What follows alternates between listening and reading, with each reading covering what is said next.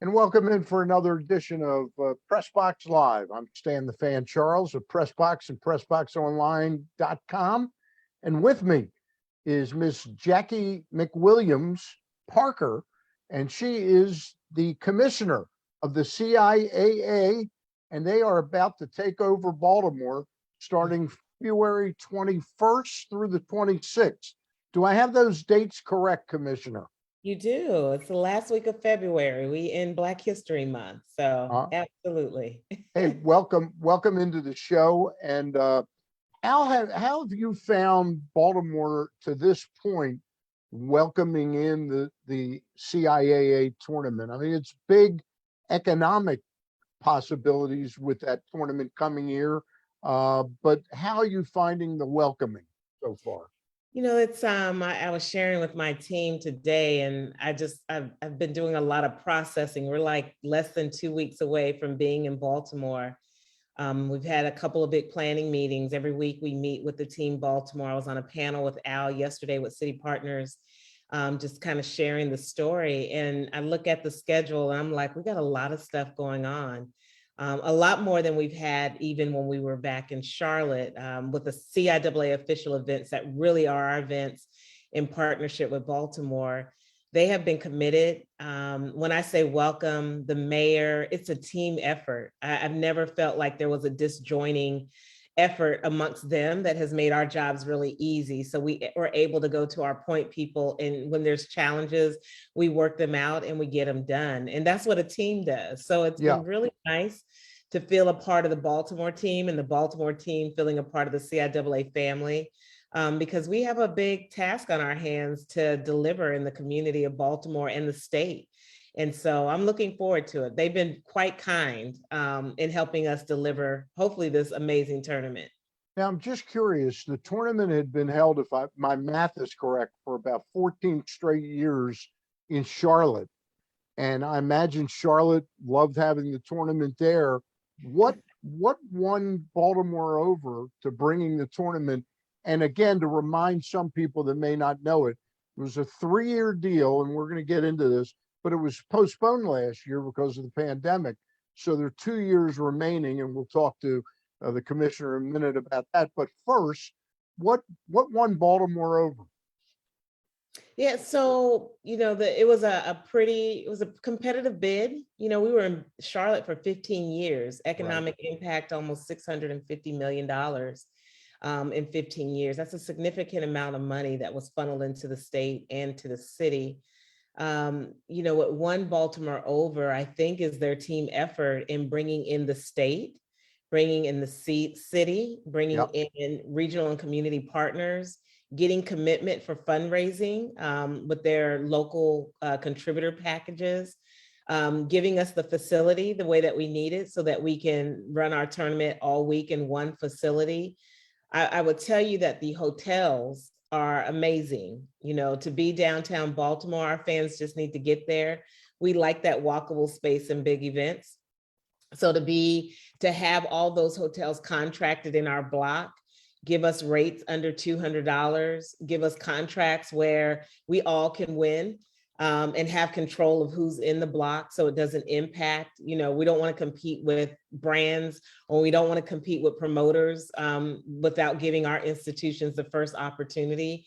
And they all bought into that. That was important for us. The state helping us putting in some licensing agreements or licensing protection with the liquor license board to make sure that if there are events that you have to go through the process, because in the past we've had issues and concerns with non-official events and then things happening at those events. So Baltimore came with everything I've always dreamed about our tournament, getting to a place of operation and delivering an excellent event and having the support even in the communication side to do that. But the state, the Maryland sports, they had a good bit of input into this proposal, I guess. Yeah, the Lieutenant Governor Rutherford and the governor, they obviously had some part in taking in this as well and seeing the importance and what it could bring into the economy. Obviously, the city and the mayor the mayor, and we've had a couple of mayors since then, but Yep. at the end of the day, they've all still, Al's leadership has been tremendous in bringing those groups together, even on the sports side, the Ravens, the Orioles, like there's not one entity that's not connected to this tournament, that it really allows for community collaboration and support. And that's what you need for this tournament. This is a multi-million-dollar tournament. I don't think people really realize the hold of this event that we're putting on. Well, what's amazing to me about it is it's not just 13 schools like a men's, conference championship or a women's. It's both of them going on simultaneously. How much of a puzzle is that to fit the women's games and the men's games going on, sort of, and do it at one venue? The bigger puzzle is when you have, right now we've got 12 institutions. Before one of our institutions left, we had 13. That's when Okay.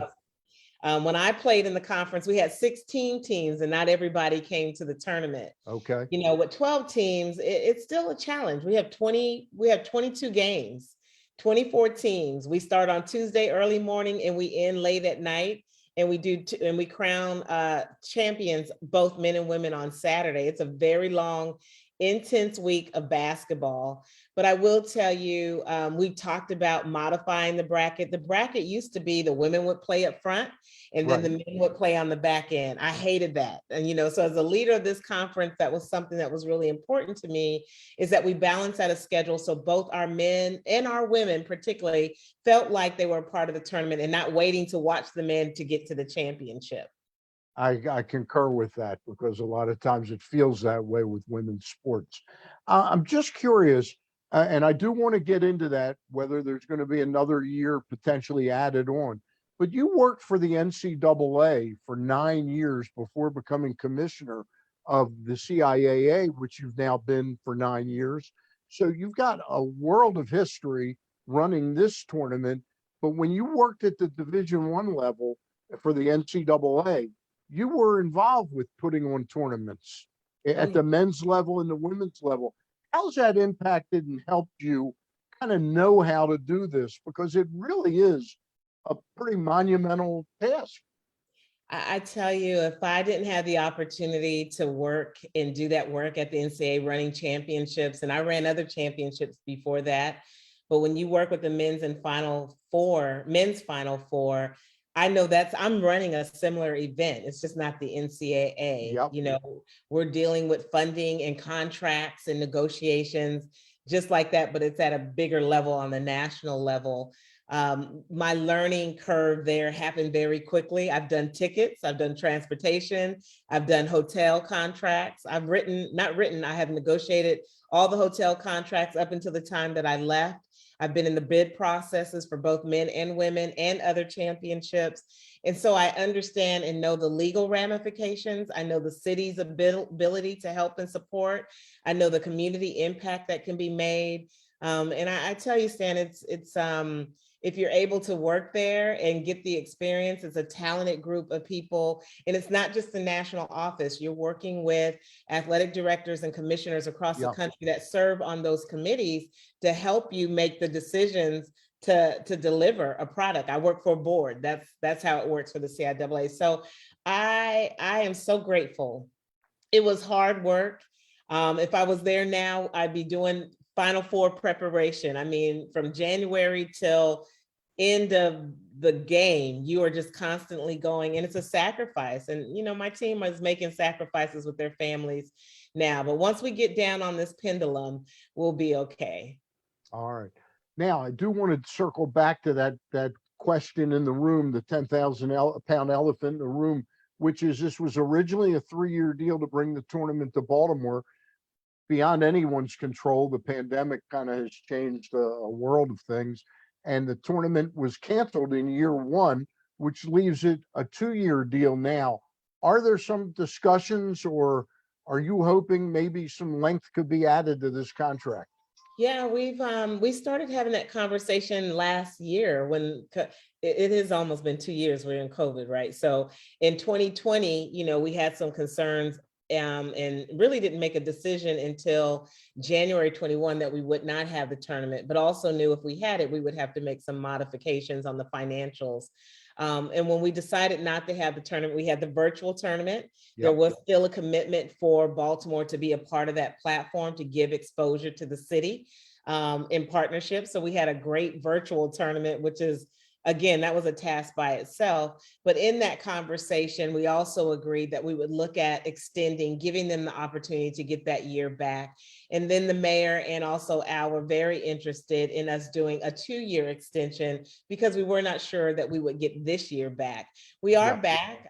So at the end of this tournament, mid-March, we'll be back in conversation with the leaders of Baltimore and my board to talk about that too. We'll revisit that opportunity to do the 2-year extension. I think there's a really good chance. Again, Baltimore has to feel like what we came out of this tournament. They feel good about it. We feel good about it, and we're ready to move forward with another extension.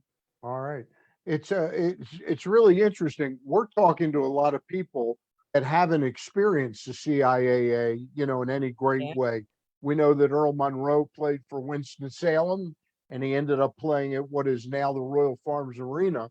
But what do fans that might be watching this Zoom in Baltimore that haven't experienced it, how exciting is this tournament?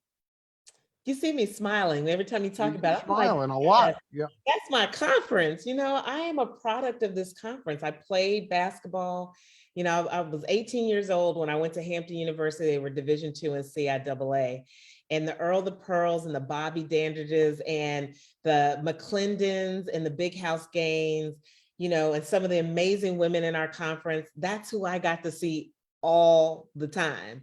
They were staples in our community. Although they have gone, they are still a part of our community. And all those Hall of Famers, Ben Wallace, we bring them back when their schedules permit. I mean, the Hall of Fame is one of my favorite events during the tournament, but I would tell fans to expect family, food, fun, and a lot of basketball. That's what the CIAA is about. Historically, that's what it was said. It's a place where you can feel a place of cultural belonging. Doesn't matter what color you are. It's an opportunity to get educational, get your students engaged, get your kids engaged, come to games, a lot of free events that we put on. We don't charge a lot of money for anything because we really want people to feel like they can be a part of something unique and special. We're talking with Jacqie McWilliams. She is the commissioner of the CIAA. Their tournament is coming to Baltimore on February 21st through the 26th. I've got to ask you, in looking over your bio, you went to Hampton, you played ball there, but you graduated with a degree in psychology.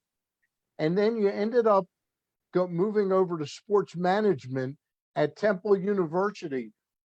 Where was the intersect with psychology there? I wanted to be a sports psychologist, Stan, and I think I am. I just don't have that PhD degree in it. Again, I had the opportunity to work my coach at Tiny Laster, and I played for James Sweat before he went to Norfolk State. And a lot of women that I saw working in athletics, particularly in HBCUs, really encouraged me to think about coaching and having a profession in athletics after playing. I never thought about it. I thought I'd be a child psychologist or a sports psychologist, but I was really encouraged even by my volleyball coach at Hampton to think about getting your degree in either sports psychology or in sports management. So there was some connections at Temple, and I applied and I went, and I had a graduate assistantship, but I also got a scholarship from the NCAA. I've never paid for school, God thank you. I've had an opportunity to apply for some of the minority and women ethnic minority scholarships at the NCAA that is offered for everyone if you're interested in getting a degree. And I got that. And then on top of, getting a graduate assistantship at Temple, that's what I got my degree in. And I'm glad I did.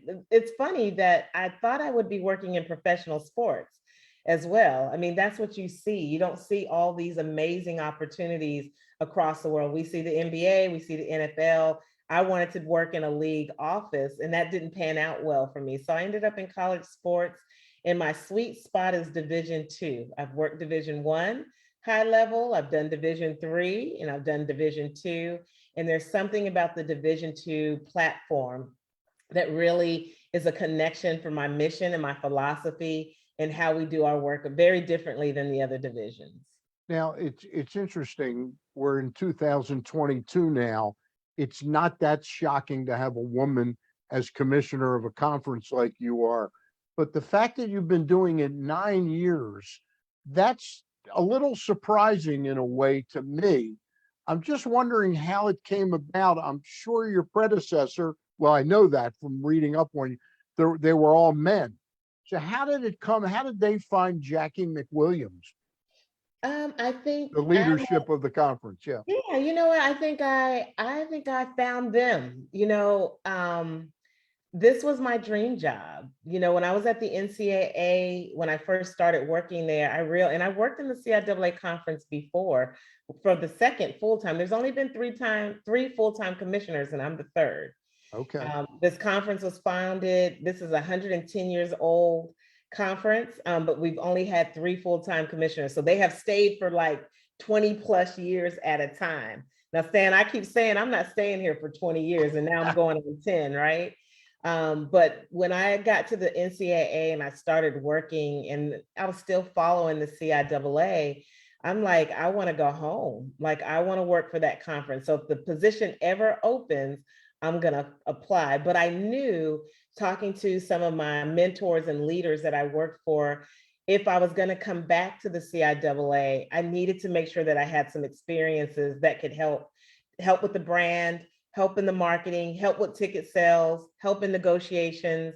And I got that experience. So it opened up and I applied and here I am. And they can't get rid of you. I can tell that. Oh, I love it.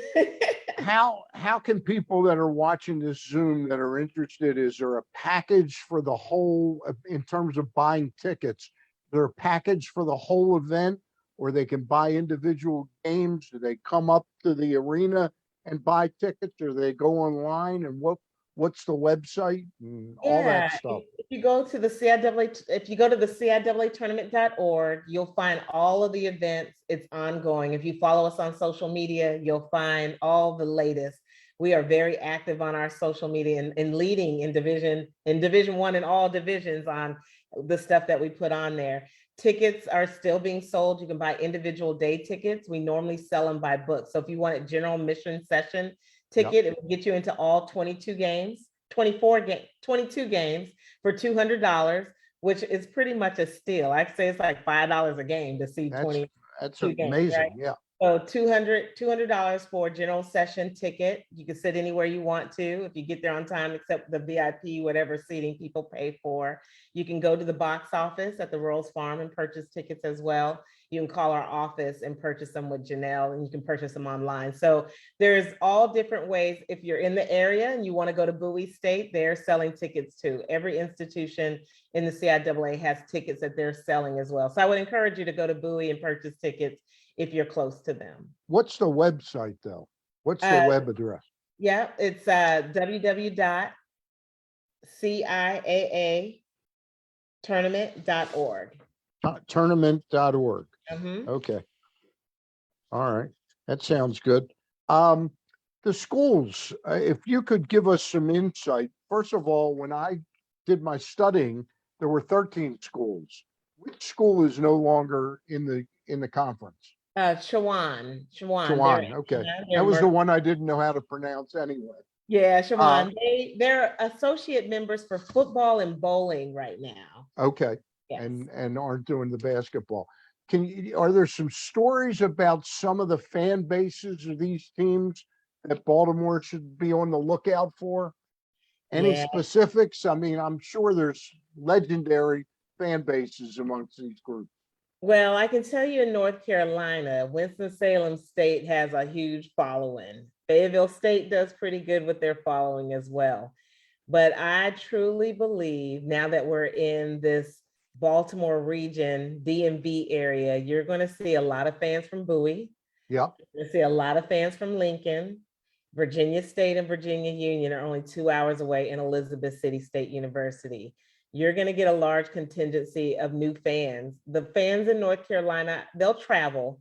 I think Johnson C. Smith will do fine, but anyone that's Virginia State and up is going to have a greater opportunity of having more fans at the CIAA this year. We're expecting, and all of our institutions have a large contingency of alumni in the DMV area. And we talked about that in our, when we were exploring, could we go to Baltimore? And if we did, what would the fan base look like? And how should we prepare for that? So we're prepared for a whole new demographic of fans. You must have done an outreach to a lot of these alumni fans, because in Charlotte you were more centrally based for the conference, but so it's with some trepidation, but studied trepidation, I would imagine. Yeah, and the what we did a couple years ago, we put together transition teams. So every institution has probably 5 to 6 members. It could be an AD, your development office, your recruitment office, whoever that is. We have brought them to Baltimore maybe 3 times. We have monthly calls with them, their alumni presidents, so that we can funnel information. That has helped tremendously for them. So they're not getting secondhand information. We give them the information, they push it out. And I think they've appreciated that, and their alumni have appreciated that as well. So very different than we had. I think sometimes you can take advantage or take for granted. In Charlotte, we had been doing these things the way that we've been doing it, but we knew going to Baltimore, we'd have to do things differently to get people engaged, because there's a lot of people who do not want to come to Baltimore. Everybody wants to stay in North Carolina because they're comfortable and it's easy, but we're ready to go. We play basketball. We can play anywhere. We can play in the backyard. All we need is some. Is Earl Monroe going to make it to the tournament? Yes, he is. He actually, we are doing a basketball clinic on Saturday at I think it's the Under Armour. It's an Under Armour facility. Bobby Dandridge and himself and myself will be there with some other coaches. I mean, he is an amazing human being. And Bobby Dandridge was coaching at Hampton when I was playing. So I call him Coach Dandridge. I didn't even know till later on in life how famous he is. Whenever I get into a discussion about how I think the 3-point shot has kind of ruined basketball that I knew, I always point to the fact, I said, there's no Bobby Dandridges anymore. A guy that could just, Yeah, he had the record. I was looking at the records the other day. We were going through our media guide, and between him and Earl on the list with other legends, I mean, I'm just blown away. And again, they're like family, friends, right? I used to be kind of starstruck, but now as a commissioner, it's like, let's go. What can we do to get you back? How can we help you and make you feel good about being a part of the tournament? Because they're part of our history, and our athletes need to see whose shoulders they're standing on. So I'm excited about them coming back. That's great. That's great. A question. It is Black History Month. Baltimore hosted the CIAA tournament back in 1951.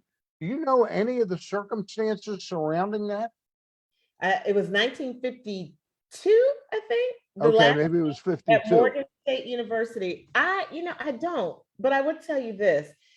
Morgan State, Howard is a founding member. Right. And so was Hampton. But at the time, they created MEAC, and Morgan left and Howard went Maryland Eastern Shore, Coppin to create that conference. Okay. So I'm just wondering, and Bowie State, I don't believe was a member at that time yet, or when they did become members, they probably didn't, it wasn't in Baltimore, right? So it was in Bowie, Maryland, but Bowie was founded in Baltimore at a Baptist church there. So that's why they're the host, and we've made that connection. But it is weird. We have not been in the DMV area since, well, not Virginia, but in Baltimore, Maryland area since 1952. Yeah, it's a while. Well, I think it's going to be exciting. I'm looking forward to coming down. I haven't gone to a basketball game of any kind in a couple of years. Yeah. I have a wife that's I have to be careful with, health wise. So I haven't, but I'm feeling with the numbers down where they are. Yeah, I'm going to make it a point to trek down there. I'm very excited about it. Very excited. We've the one thing that we have been very intentional about is COVID protocols, communicating them out, making sure with the state guidelines, talking to the health commissioner probably every other week or weekly to make sure that our protocols, our athletes will be tested every day, our operations team will be tested every day, requirements. So we have some requirement, and our fans will ask to have masks. We'll be monitoring that as well. So Stan, you'll be surprised. I haven't been to a basketball game either. Since Wow, COVID. wow, that's news. Hey, Yeah. one last thing, Bowie, Bowie State University, which is the host school. How are they gearing up and their faithful fans? Are they excited Oh my about the gosh. chance to host this tournament? Yeah, they are. Their president, Dr. Bro, and the athletic director, Clyde Dottie, and their leadership team, they have been on it. I mean, she was part of the team to get CIAA to Baltimore. So she is very heavy in the leadership there. It's important for this event to be successful for her colleagues. Yep. They will have a host of their own events, but their students will be engaged. I mean, it's really nice. And really, this is probably the first time for our tournament that we've engaged the host institution like we should. Yeah. Like I said, in Charlotte, we were just so down the road. It was really hard to engage the way that I knew that we could. But here's a reset for us, and Bowie's going to be excellent. And I hope they play well as well. If there wouldn't have been a Bowie, if there was no host school in Maryland, could Baltimore have gotten the tournament?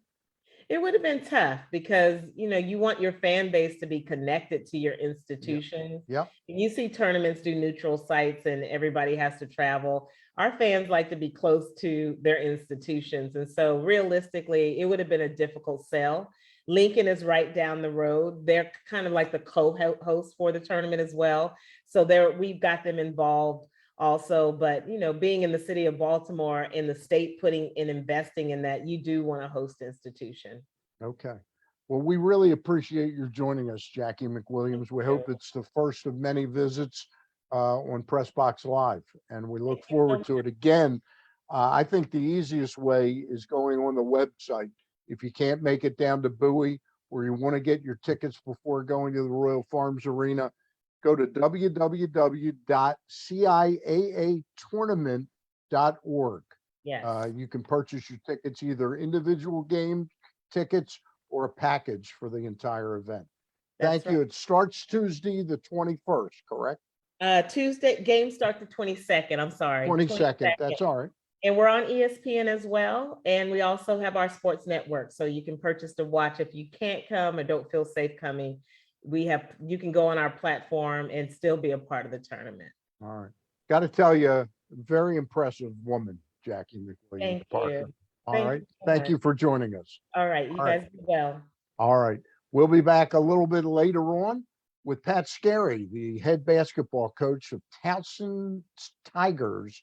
They're 18-7 this year. We'll be back a little bit later on. Thank you.